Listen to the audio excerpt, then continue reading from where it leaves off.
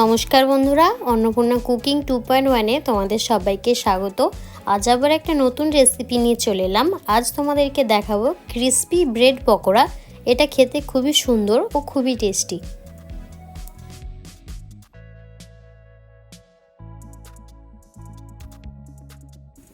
তাহলে চলো শুরু করা যাক। প্রথমে আমি এখানে একটা সেদ্ধ আলু নিয়েছি। সেই আলুটাকে গ্রেটারের সাহায্যে গ্রেট করে নেব।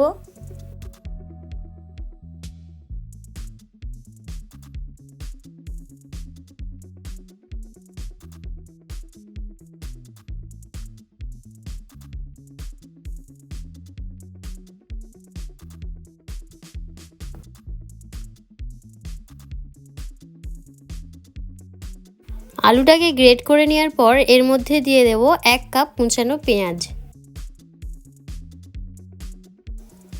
এরপর দিয়ে দেব 1 চামচ কাঁচা লঙ্কা কুচি।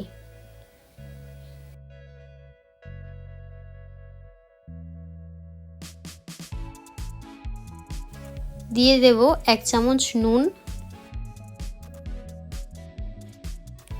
1 চামচ কাশ্মীরি লঙ্কার গুঁড়ো, 1 চামচ গরম মশলা গুঁড়ো ও 1 চামচ ধনে গুঁড়ো। এরপর এই সমস্ত উপকরণ একসাথে মাখিয়ে নেব।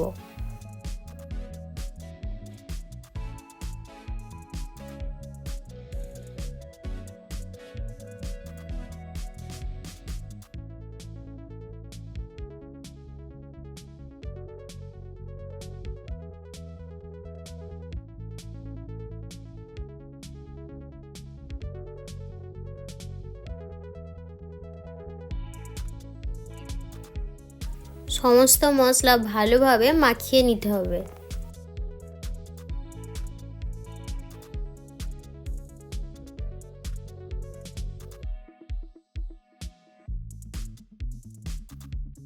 মশলাটা মাখিয়ে নেওয়ার পর এদিকে আমি একটা বাটিতে 2 চামচ ময়দা গুলে নেব। খুব পাতলাও নয়, খুব মোটাও নয়, একটা আঠালো ব্যাটার তৈরি করে নেব।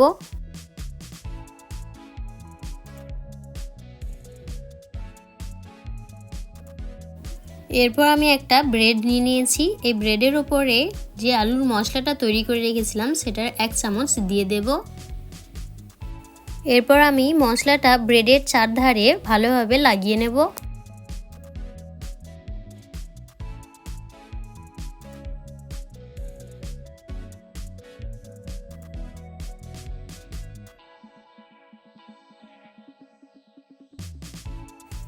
এরপর আমি ব্রেডটাকে 4 পিস করে নেব।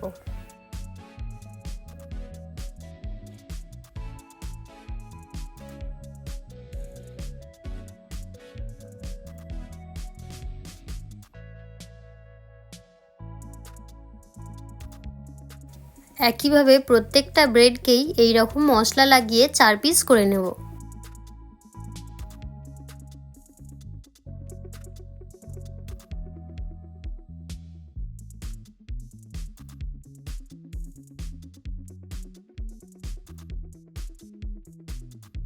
প্রত্যেকটা ব্রেডকেই আমি এইভাবে পিস করে নিয়েছি।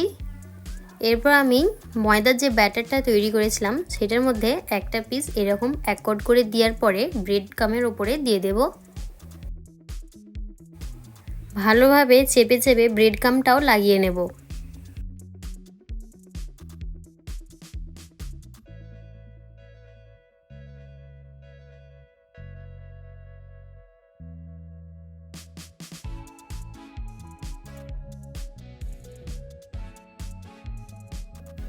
এইভাবে আমি প্রত্যেকটা তৈরি করে নেব।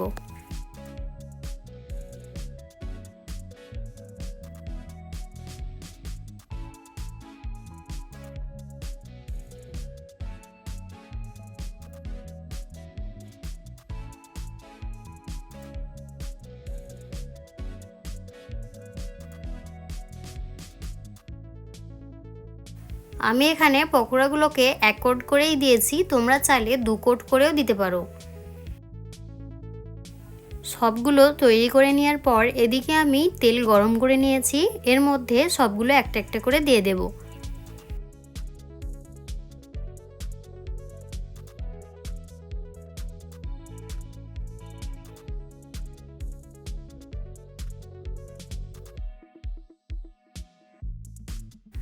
একটু উল্টিয়ে পাল্টিয়ে দু সাইড ভালোভাবে লাল লাল করে ভেজে নেব।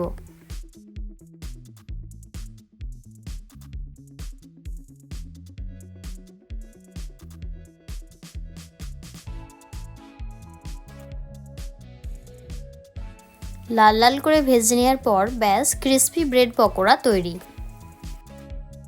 ভিডিওটা যদি ভালো লেগে থাকে তাহলে একটা লাইক করে দিও ও চ্যানেলে যদি নতুন হয়ে থাকো তো চ্যানেলটি সাবস্ক্রাইব করে দিও যাতে পরবর্তী ভিডিও সবার আগে তোমার কাছে পৌঁছয়।